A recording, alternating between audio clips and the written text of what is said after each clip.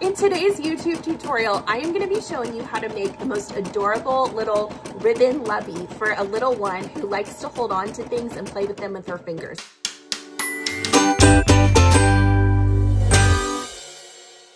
I have a friend whose little girl rubs on the tags of t-shirts all the time to go to sleep. So she asked me to create this little ribbon lovey so she can carry it around instead of hauling around a t-shirt all the time. Now I'm starting mine because I'm a little bit fancy with some embroidery. If you're interested in learning how to do this specific part of it, you can check out below in the description.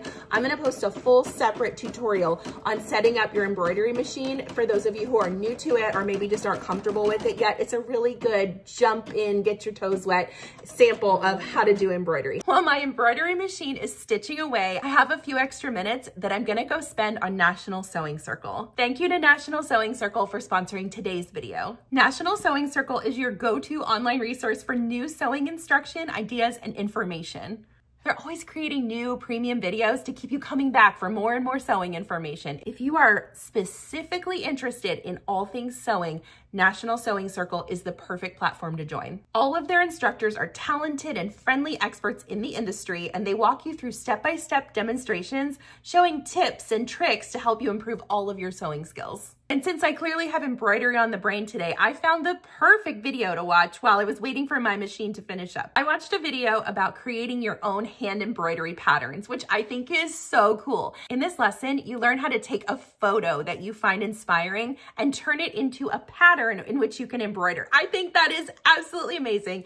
I can't wait to get started trying my own version of this. The instructor of the video pointed out what makes a good hand embroidery pattern and how to isolate the elements from the photograph that you're using that will make it easy to complete and finish the embroidery project. In just 13 minutes, I walked away feeling that I had a good understanding of what would make a good pattern for a hand embroidery project from a photo, and I'm ready to go get started. But first, we have to finish this project. Before we get back to the project, let me tell you that National Sewing Circle is offering a wonderful deal to all of my viewers today. If you click on the link in my description, you will get your full first year of National Sewing Circle for only $1.49. This offer is valid for new members only, and I highly recommend that you take advantage of this deal. I promise you will get your money's worth out of it within just the first day of being a member. The topics that they cover are all inclusive when it comes to sewing: alterations, embroidery, fabric dyeing, what to do with fabric, how to choose fabric, how to pick out a machine, gift ideas, home decor. It's all there on National Sewing Circle. Don't forget to click the link below and get your premium membership for $1.49. Thanks again, National Sewing Circle, for this awesome deal. I believe my machine is all done embroidering. Let's see how it turned out. I'm trying to decide how big I want to make this. I'm gonna cut this to 12.5 by 12.5, but once I get it down to that size, I may make it smaller. I'm using a square acrylic ruler. You can also just measure yours with your ruler or even with scissors and cut it out, depending on your level of experience with rotary cutters. Okay, so what I'm gonna do, and this fabric is from the Dollar Tree. At the time I got it, it was $1.25. It might be more expensive now, but it's this really soft velour, and I just fell in love with how it's sort of like a deer. It kind of looks like a deer with that pink. I think it's so pretty. So I'm gonna lay this down in the corner this time because we can use some of this extra fabric for other projects. Trim it up.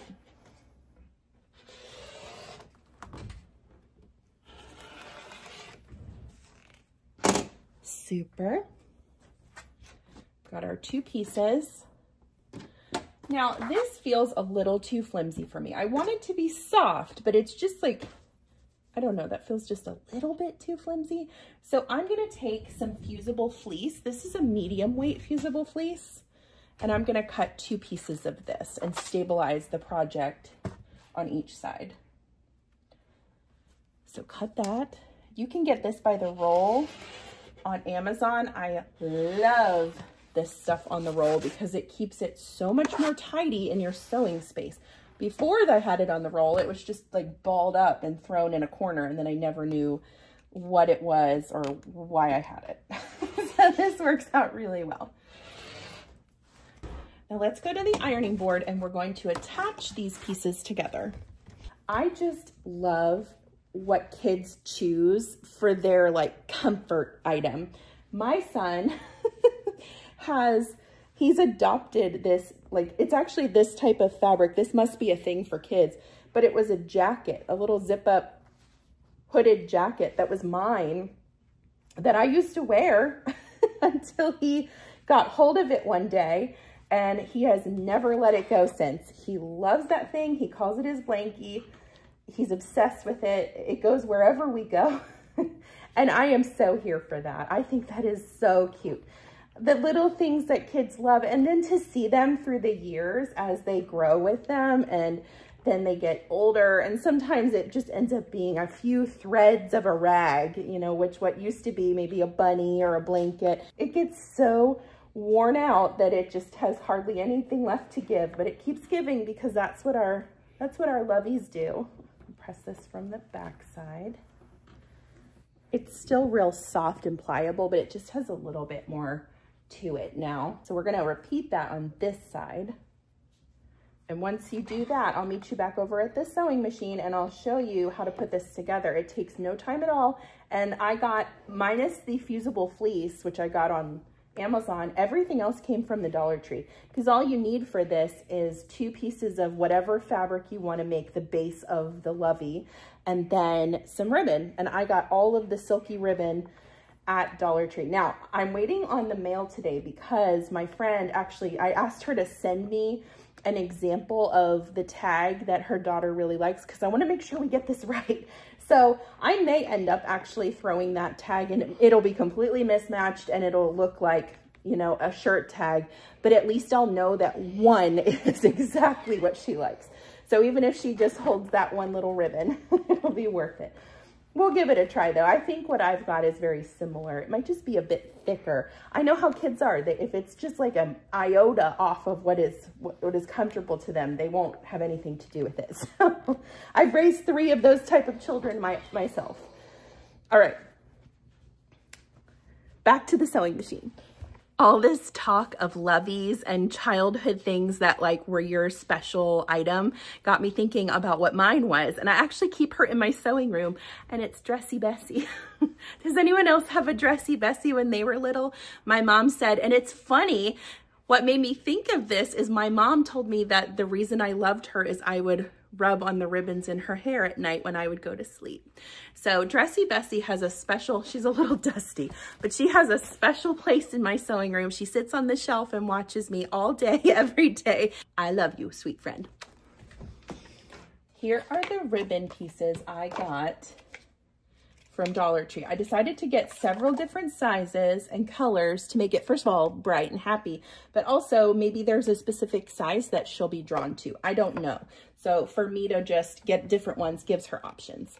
And all we're going to do here is make different cut sizes of ribbon. And I'm going to make them a little longer than I probably need to. And we're just going to line facing them in, because once we sew this, then they'll be flipped out. I'm going to clip mine. Pinning ribbon sometimes makes it snag. So there's one. I'm just going to alternate the colors. Put a little space between them. Is it bad that I kind of want to make one of these for myself? I feel like my sensory things would appreciate a ribbon quilt. I keep calling it a quilt, though it's not really a quilt because we're not quilting anything. I guess you could if you wanted to. Okay, I'm just going to keep working my way around and hoping that the mail will show up in the next few minutes so that I can add that one little t-shirt tag in too. And then I'll show you how to sew this up. This is such an easy project, and what a wonderful thing that you could give somebody, even a small little baby that you're not sure if they like ribbons yet or not. I mean, who doesn't love holding a ribbon? So this would be a great baby shower gift too, if you know the name, or if you don't, you could put, you know, embroider something else on it, or just not embroider anything on it at all. Totally fine. I'll meet you back here once I've got my ribbons laid out. All right. That's so cute. I'm so making one of these for myself. All right, take your back piece and lay it right on top. And we are just gonna work in those clips one at a time. So this is gonna take a second. Just Make sure you keep everything in place as even as you can and secure each one down the line. Whoever invented the sewing clip, so smart. These come in just so handy. I like them way better than pins. Are you a pinner or a clipper? I use pins when it's like in the middle of fabric and I can't get to it with a clip, but really that's pretty much the only time. We do have one tiny issue we need to address. We are going to have to pull this right side out. And I want to do that on a straightaway, not in a corner. Oh, I missed one. Sorry, little friend. So what I'm going to do is in this spot, I have one piece of ribbon. It's a wider piece. And if I leave this out for right now and add it in later, that will give me a big enough spot to pull it through. You don't want to do it in the corner. So this gives me, I don't know, about 3 inches to work with, and I think that'll be fine. So what I'm going to do is start right here at the end of my opening so that I know when I turn this corner, I'm going to go maybe 1 inch and then stop. I've got regular cotton thread loaded in my bobbin and my top thread, and I'm using an 80-12 universal needle for this project, nothing special. Now I'm going to sew this on a 1/2 inch seam allowance. I want to make sure that I capture all of that ribbon, and I made them extra long with that in mind. So I'm going to pull this first clip out, start with a back stitch. My stitch length is a 2.5,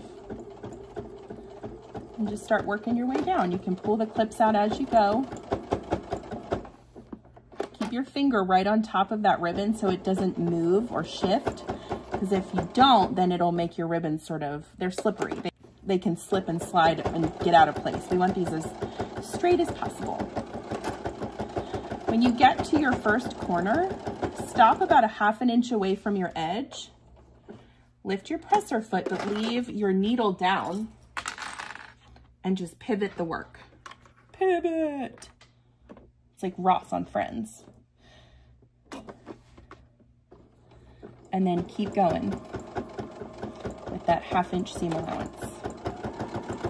I'm gonna keep working my way around until I get to that beginning of my opening, and then I will meet you back here and show you how to finish this up. I've worked my way around. I just turned this corner, and here is my starting stitch. So I'm going to stitch maybe 1 inch and then back stitch a few times. Really lock those stitches in because we're going to be pulling on the area around this hole as we pull it right side out. I'm going to cut my corners so that when I flip this right side out, they lay nice and crispy. So I'm going to cut up to the thread line as close as I feel comfortable, but not through it on all 4 corners. Awesome. If you want to go around and trim these seam allowances, you certainly can. You can do that with your scissors, or you can just do it with a rotary cutter and a ruler. It doesn't hurt to get some of this extra bulk out of the way.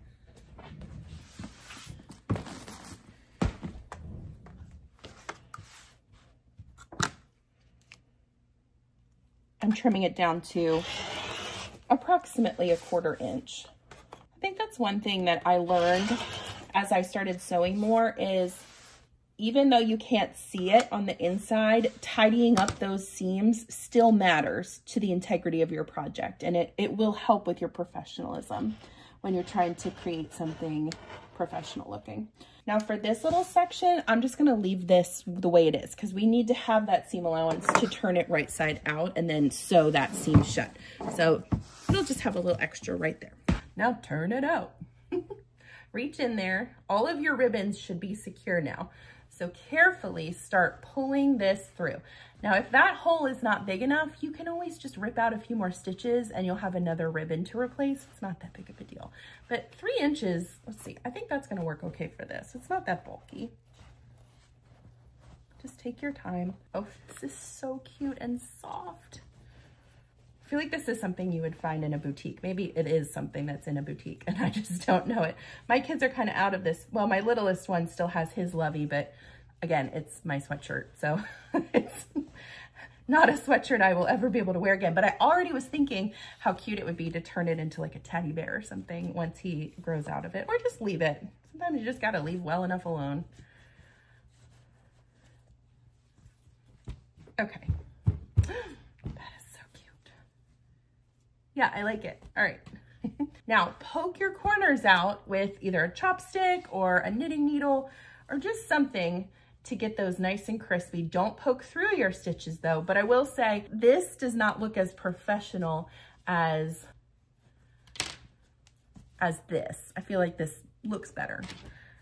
It's those little tiny things that I think really make the difference as you learn how to navigate your sewing room and your tools. So sweet. All right, I'm going to fold this in along the seam allowance so that I can shut the hole there and clip it for a second. I'm gonna grab that ribbon and we will add this in, obviously, to this seam. So open it up and just slide that ribbon right in there.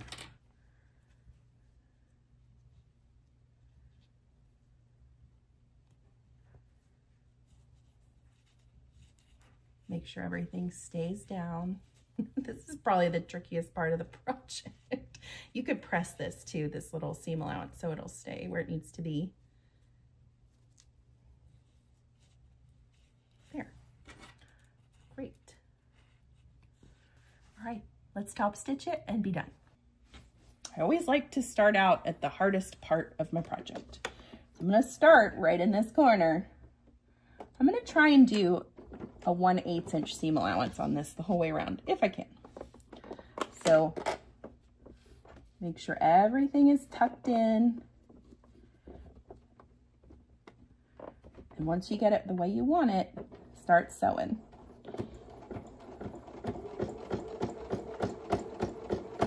We are sewing through, at least in my project, several layers. So you want to make sure you have that 80-12 or even a 90-14 on your machine to get through all those layers. And if you want to press this before you do that, it's fine. I was a little nervous about adding heat around these ribbons, so I skipped that step, and it's going to be fine. When you get to the corner, we're going to do exactly like we did on the interior of the project. Drop your needle, lift your presser foot, turn it. I need to go one more stitch. Yes, I'm that anal retentive about my sewing. Then start going again. I'm gonna work my way around and then I'll meet you back here and show you how to finish this up. One little trick as you're sewing around this is as you approach a ribbon, pull the ribbon out a little bit, and that'll help make that seam really crispy. So I just sewed through that one. I'm gonna reach down and pull this one up a little bit. And it does move that seam line out just a smidge to make it look really nice. It also helps you make sure that each of those ribbons that you sewed is secure and that you don't need to go back and fix anything. Love it when a plan comes together.